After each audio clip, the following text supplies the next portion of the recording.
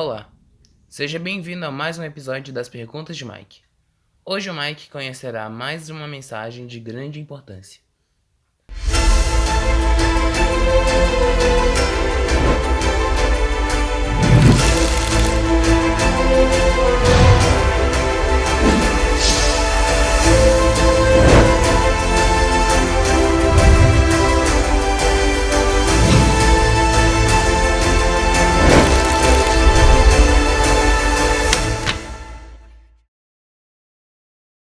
Episódio de hoje, o segundo anjo.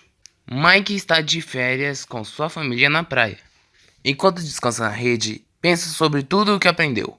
Então sua mãe se aproxima. Mãe, estou ansioso para saber das mensagens dos outros anjos. Podemos conversar? Sim, claro. Vou só terminar aqui na cozinha e conversamos. Hoje vamos ver a mensagem do segundo anjo, e ela nos leva a verdades muito duras, mas muito urgentes, para esse tempo que a gente vive. E o anjo diz que essa mensagem precisa ser levada a todos pelos cristãos, para que esses cristãos sejam salvos e também ajudem a salvar outros. Sério, mãe? Sim. Quando Guilherme Miller começou a pregar sobre a profecia e a vinda de Jesus, os líderes das igrejas não sabiam direito como reagir, sabia? Mas, quando viram um número cada vez maior de pessoas frequentando as igrejas, decidiram apoiá-lo. Mais tarde, ao entenderem que todos esses novos membros queriam ouvi-los também pregando a respeito da segunda vinda de Jesus, rejeitaram Guilherme Miller e a mensagem também. Então, esses líderes ordenaram que seus membros não assistissem mais às reuniões de Guilherme Miller. E uma coisa estranha aconteceu. Depois que os líderes de diferentes igrejas rejeitaram Guilherme Miller e a mensagem, o interesse pela frequência à igreja pareceu cair. Dentro de pouco tempo, mais de 50 mil cristãos se retiraram das igrejas a que pertenciam e começaram a reunir com outros que esperavam a breve volta de Jesus. Até esse tempo, a maioria daqueles que acreditavam na mensagem de Miller haviam permanecido em suas próprias igrejas. Mas agora houve um enorme êxodo. Os ministros perceberam que as conversões eram poucas e muito espaçadas. Não dá para culpar as pessoas por saírem. Se as suas igrejas não estavam interessadas na volta de Jesus, que tipo de igreja seria essa? Na verdade, Miller e seus seguidores não faziam tentativas para converter os homens a uma religião independente. Eles trabalhavam entre todos os grupos e religiões. Miller disse uma vez: "Pensei em beneficiar a todos. Eu achava que todos os cristãos ficariam felizes com a proximidade da vinda de Cristo. Eu não pensei em qualquer necessidade de reuniões separadas." A maioria dos que se converteram pelos estudos de Guilherme Miller uniram-se a várias igrejas já existentes. Na maioria das igrejas, havia se observado durante anos uma crescente aceitação de práticas não cristãs e uma queda correspondente na vida espiritual. Mas depois do reavivamento, produzido pela mensagem da vinda de Jesus, muitos renovaram a fé e a esperança. Os que aceitaram a mensagem do advento vieram de diferentes denominações, de modo que as barreiras entre as igrejas foram lançadas por terra. Pontos de vista errados quanto à segunda vinda de Cristo foram corrigidos. As injustiças foram reparadas, corações se uniram em doce comunhão. O amor reinou supremo. Mas depois do grande desapontamento de 1844, quando esperavam que Jesus viesse, enquanto os que continuaram estudando tiveram sua fé renovada e receberam nova iluminação sobre as profecias de sua missão nesse mundo, os que desistiram de pesquisar e olhar por orientação divina sentiram sua fé esfriar.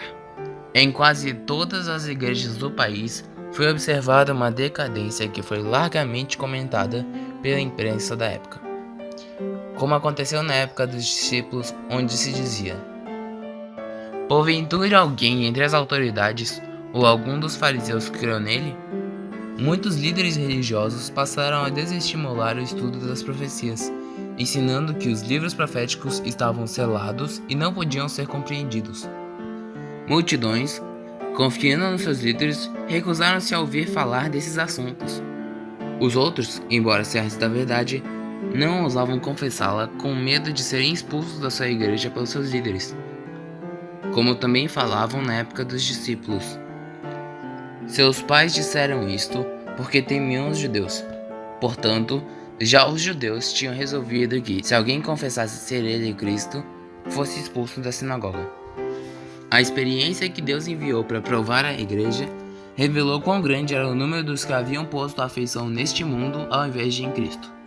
A rejeição da mensagem do primeiro anjo causou uma condição de apostasia e declínio espiritual que prevaleceu nas igrejas também após 1844. Isso é muito triste mesmo. Se as pessoas eram aconselhadas a não estudar profundamente a Bíblia, acabavam se afastando daquilo que era o propósito dos grandes reformadores do passado, que era o estudo da palavra, e então não iriam descobrir as verdades tão importantes para essa época que vivemos, não é? Daí que entra a mensagem do segundo anjo. Caiu, caiu a grande Babilônia, quem tem dado a beber a todas as nações do vinho da fúria da sua prostituição. Ela embriagou todos os povos, dando-lhe seu vinho, o vinho forte da sua terrível imoralidade. A Bíblia se refere à igreja como uma mulher pura, limpa, e se refere à Babilônia como uma mulher de maus hábitos, cujas roupas estavam vermelhas com o sangue dos mártires. Ao longo de todo o Antigo Testamento, Mike, Deus fala estar casado com sua igreja, ou o seu povo. Quando sua igreja lhe é infiel, Deus a chama de pecadora. Por que a segunda mensagem vem somente depois da primeira? Poderia ser que a rejeição da primeira mensagem fosse o passo final na queda de Babilônia? A mensagem do segundo anjo está intimamente ligada à proclamação do primeiro. Ao passo que a primeira chama as pessoas a temer e adorar a Deus o Criador, a segunda mensagem anuncia a queda da grande Babilônia. Este anjo seguiu o primeiro, não no sentido de substituí-lo, mas sim no sentido de acompanhá-lo. O Apocalipse fala coisas terríveis a respeito de Babilônia. E veio um dos 7 anjos que tinham as 7 taças, e falou comigo, dizendo-me: Vem, mostrar-te-ei a condenação da grande prostituta que está assentada sobre muitas águas, com a qual fornicaram os reis da terra, e os que habitam a terra se embebedaram com o vinho da sua fornicação. E levou-me em espírito a um deserto, e vi uma mulher assentada sobre uma besta de cor de escarlata, que estava cheia de nomes de blasfêmia, e tinha 7 cabeças e 10 chifres. E a mulher estava vestida de púrpura e escarlate, adornada com ouro e pedras preciosas e pérolas. Ela tinha na sua mão um cálice de ouro cheio das abominações e da imundícia da sua fornicação. E na sua testa estava escrito o nome, Mistério, a grande Babilônia, a mãe das prostituições e das abominações da terra. E vi que a mulher estava embriagada do sangue dos santos e do sangue das testemunhas de Jesus. A antiga cidade de Babilônia estava situada junto com as águas do rio Eufrates. Ela morava simbolicamente entre muitas águas, ou povos. Assim também a Babilônia moderna é apresentada sentada ou vivendo sobre os povos da terra. Assim como a antiga Babilônia foi a perseguidora de Israel, assim também Babilônia no Apocalipse é a perseguidora do Israel de Deus no tempo do fim. O cativeiro de Israel realizado pela Babilônia na Antiguidade, a repentina queda de Babilônia seguida pelo êxodo de Israel de Babilônia e sua volta a Sião para restaurar a verdadeira adoração e restaurar a cidade e o templo. Tudo isso será repetido em uma escala universal. No tempo do fim, Deus chamará a seu povo que está disperso em Babilônia. O termo Babilônia deriva de Babel, que significa confusão, e está relacionado com o momento em que Deus confundiu a linguagem humana, quando as pessoas rebeldes queriam construir a Torre de Babel em uma atitude de desafio ao Criador. Até hoje, a Babilônia tem simbolizado apostasia, arrogância, confusão e salvação pelas obras. O contraste entre Israel e Babilônia se descreve como 2 mulheres. Chega a ser ainda mais surpreendente quando se presta atenção às suas descrições detalhadas. Enquanto que a mulher de Deus, no capítulo 12, aparece no céu iluminada com o sol e as estrelas, a mulher infiel do capítulo 17, adornada com as invenções do homem, está sentada sobre muitas águas e sobre uma besta escarlate. Enquanto que a mulher do capítulo 12 leva um menino em seu seio a quem vai dar à luz, a mulher do capítulo 17 tem em sua mão um cálice cheio do sangue dos descendentes da outra mulher. A primeira mulher é protegida, a segunda mulher é destruída. Esse termo Babilônia é empregado nas escrituras e se refere a toda a confusão religiosa que há no mundo. Em Apocalipse 17, mulher é símbolo de igreja. Babilônia é representada por uma mulher.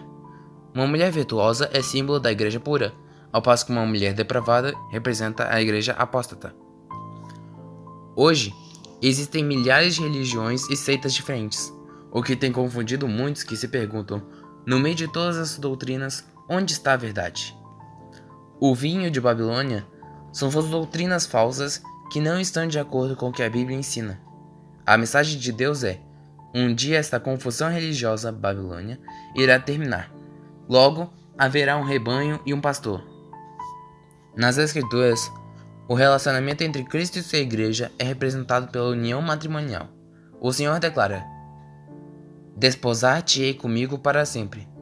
Desposar-te-ei comigo em justiça, porque eu sou vosso esposo, visto que vos tenho preparado para vos apresentar como virgem pura a um só esposo, que é Cristo.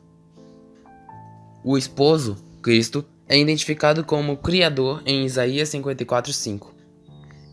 Este texto sugere que a substituição com outro Criador seria adultério. Qualquer igreja que fez tal escolha está no caminho errado. A mensagem do segundo anjo pode ser considerada como uma resposta à reação do mundo cristão, rejeitando a mensagem do primeiro anjo em relação à criação e ao julgamento. O adultério mancha o casamento. Implica que algo está tomando o lugar de Cristo. Babilônia e suas filhas representam religiões mundiais que se afastaram das verdades bíblicas e deixaram entrar em seu meio falsas doutrinas e se tornaram impuras em vez de extrair todas as suas crenças retas e puras da Bíblia. Em Apocalipse 18:4, João diz: então ouvi outra voz do céu, que disse: saia dessa cidade, meu povo. Saiam todos dela, para não tomarem parte dos seus pecados e para não participarem dos seus castigos. Na história bíblica da criação, Adão e Eva foram criados perfeitos. Sua queda introduziu pecado e morte ao mundo. Jesus, como Criador e Juiz, ofereceu a si mesmo como sacrifício substituto por nossa salvação. A salvação, portanto, é puramente uma questão de graça. Deste modo, podemos apenas aceitá-la como um dom ou rejeitá-la. E quanto às outras histórias da criação, alguns propuseram que, como raça, nós estamos melhorando através da evolução. Não existiu Adão e Eva, nem queda, nem morte para nos salvar. Jesus veio à Terra apenas para nos mostrar como viver. Se formos impressionados por sua vida, se pudermos imitá-lo e se nos esforçarmos o suficiente, poderíamos nos qualificar para a salvação. Jesus não tomou nosso lugar com sua morte, mas nos deu um exemplo de como alcançarmos a salvação. Isso é verdade segundo a Bíblia? A Bíblia tem más notícias quanto a esse tipo de evangelho. Não importa quanto você tem se esforçado, não importa quanto a sua vida se assemelha a de Jesus, isso não é importante. O tipo de perfeição nunca vai ser bom o suficiente. Não há como ganhar a nossa própria salvação. Não fazemos boas obras para sermos salvos, mas porque já estamos salvos. A Babilônia é baseada na justificação pelas obras. O céu é somente um dom da graça. Mas mãe, como podem dizer acreditar na Bíblia se acreditam em outras coisas que contradizem a Bíblia? É muito estranho. Sim. Agora, Michael, é interessante ler o que está escrito em Efésios 4, de 3-5. Sim, claro. Está escrito: façam todo o esforço para conservar a unidade do Espírito pela união da paz. Há só um corpo e um só Espírito, assim como a esperança para a qual vocês foram chamados é uma só. Há um só Senhor, uma só fé, um só batismo. Foi o que aconteceu entre os mileritas. As diferenças denominacionais caíram e eles se tornaram um. Se unindo todas as igrejas bem conhecidas daquela época, aqueles que aceitaram a mensagem do advento para adorar unidos, enquanto ansiosamente aguardavam a vinda de Jesus. Mas, lamentavelmente, a maioria das igrejas na época rejeitou a mensagem de que Jesus estava para voltar. Na Bíblia, desde o Gênesis até o Apocalipse, Jerusalém e Babilônia são colocadas em contraste, representando dois reinos espirituais. Salém significa paz. Babel significa confusão. Jerusalém se tornou o centro do governo terrestre de Deus, ao passo que Babilônia se tornou o centro do governo de Satanás. Assim como Babilônia caiu diante do Império Medo-Persa pelo desvio das águas do rio Eufrates, a Babilônia apocalíptica também cairá. Suas filhas, as igrejas, que se apegam às suas doutrinas e tradições, estão seguindo-lhe o exemplo de sacrificar a verdade e a aprovação de Deus, a fim de estabelecer uma aliança ilícita com os poderes do mundo.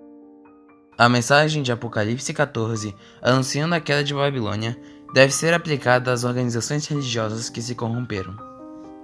O grande pecado de Babilônia, e o motivo pelo qual a ira de Deus se volta contra ela, é que ela deu às nações o vinho da ira da sua prostituição.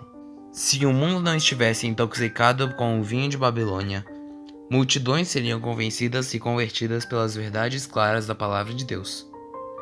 Mas a fé religiosa parece tão confusa e discordante que as pessoas não sabem no que crer como sendo a verdade. O pecado da ausência de arrependimento do mundo já está à porta da igreja. A taça de veneno que ela, Babilônia, oferece para o mundo representa as falsas doutrinas resultantes dessa união ilícita com os poderosos da terra. Uma dessas doutrinas, talvez a mais notável, é o ensinamento da imortalidade natural da alma, que atrai e seduz as nações. Essa doutrina fere o âmago das escrituras, pois derruba como efeito dominó as principais colunas da verdade bíblica: a doutrina da salvação, a segunda vida de Cristo, o juízo, a natureza humana pecaminosa, entre outras. Muitas igrejas cristãs repudiaram o princípio fundamental do protestantismo, colocando de lado a autoridade da Bíblia e aceitando a tradição, a especulação e as leis feitas por homens.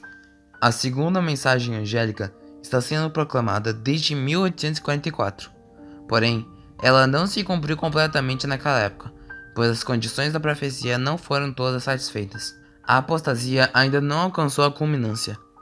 A queda anunciada, por ser um processo gradual, será consumada somente na formação da imagem da besta, que é a união entre igreja e Estado. O cumprimento perfeito de Apocalipse 14:8 ainda está no futuro. A queda completa ocorrerá quando o inimigo de Deus usar todo o seu poder de fazer milagres para enganar, e quando a união da igreja com o mundo se estiver consumado em toda a cristandade. Apesar das trevas espirituais estarem envolvendo as igrejas que constituem Babilônia, a grande massa dos verdadeiros seguidores de Cristo encontra-se ainda em sua comunhão. Muitos jamais viram as verdades especiais para o tempo presente. Muitos anelam por mais clara luz. Procuram em vão a imagem de Cristo em muitas das igrejas a que estão ligados. Apocalipse 18 indica o tempo em que o povo de Deus, ainda presente em Babilônia, será chamado a separar-se de sua comunhão. Esta mensagem, a última que será enviada ao mundo, cumprirá a sua obra. A luz da verdade brilhará então sobre todos aqueles cujo coração estiver aberto para recebê-la. E todos os filhos do Senhor que permanecerem em Babilônia atenderão ao chamado: sai dela, povo meu. Uma vez que esta mensagem se segue à advertência do juízo, deve ser proclamada nos últimos dias. Os santos devem fugir de Babilônia antes que chegue a hora de sua destruição. Aleluia! A salvação e a glória e o poder são do nosso Deus, portanto verdadeiros e justos são seus juízos. Pois julgou a grande meretriz que corrompia a terra com a sua prostituição, e das mãos dela vingou o sangue de seus servos. Então, todos nós que frequentamos uma igreja hoje, devemos analisar todas as verdades ensinadas, pois poderemos estar aprendendo coisas que não estão na Bíblia. Não devemos correr o risco de estarmos indo contra a vontade de Deus, não é, mamãe? Isso mesmo, filho. Por isso precisamos nós mesmos estudar a Bíblia também e pesquisar as mensagens que ouvimos na igreja se está de acordo com o que a Bíblia diz e obedecer a Deus e não aos homens, mesmo que os nossos líderes pareçam ser os melhores. A proclamação das mensagens do primeiro, segundo e terceiro anjo foi dada pela palavra da inspiração. Ninguém tem autoridade para mudá-la. O Antigo Testamento é o Evangelho em figuras e símbolos. O Novo Testamento é o corpo ou substância.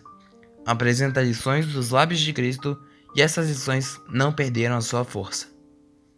Um é tão essencial quanto o outro. É tão essencial que elas sejam repetidas agora como foram antes, aqueles que estão buscando a verdade. Devemos, como os anjos, fazer soar a proclamação, mostrando em termos de história profética as coisas que aconteceram e as que hão de acontecer. O livro que foi selado não foi o do Apocalipse, mas aquela parte da profecia de Daniel que se referia aos últimos dias. E já estamos nos últimos dias. Diz a Escritura: Tu, porém, Daniel, encerra as palavras e sela o livro, até o tempo do fim. Muitos o esquadrinharão e a ciência se multiplicará. O livro de Daniel está agora aberto, e a revelação feita por Cristo a João deve vir a todos os habitantes da terra. Pelo aumento do conhecimento de Deus e de sua palavra, deve ser preparado um povo para subsistir nos derradeiros dias. Alguns cristãos não entendem que Deus ainda quer que guardemos os seus mandamentos. Mas podemos ter certeza de que, antes de terminar o juízo, cada pessoa terá a oportunidade de escolher fazer as coisas do jeito que Deus quer. Era isso que os mileritas estavam fazendo, saindo dessas igrejas que não estavam interessadas na vinda de Jesus? Obedecendo ao segundo anjo? Então quer dizer que as pessoas que frequentam essas igrejas hoje não são bons cristãos? Não, não é isso.